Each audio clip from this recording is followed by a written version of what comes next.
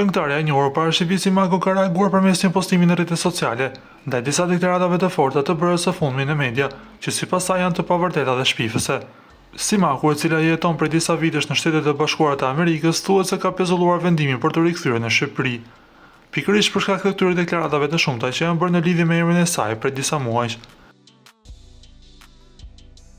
Teksa u tha se ajo do të vinte në Shqipëri në vjesht, duke se tani ajo ka ndryshuar mendim. Këngëtarja duket se ka preferuar që të rrisë sa më e distancuar nga vendlindja e saj, duke zgjedhur që të vijojë jetën në Shtetet e Bashkuara të Amerikës, larg projekteve për një karrierë të re në Shqipëri. Kujtoj se në postimin e saj në rrjetet sociale, ajo shpreh se prej rreth 10 muajsh emri i saj është vënë në shënjestër nga personat që kërkojnë të tërheqin vëmendje përmes akuzave të pabaza.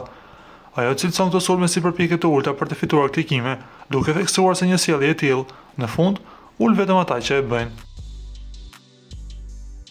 Megjithatë, ajo deklaroi se as atëherë dhe as sot nuk ka lejuar që këto sulme ta ndalin atë. E bindur në rrugën e saj, Simaku thekson se publiku e njeh mirë dhe e di se çfarë ajo përfaqëson pas deklaratës së bërë nga shqipja në një emision televiziv. Ju lutem klikoni tek butoni subscribe për të marrë të rejat më të fundit nga showbizi shqiptar.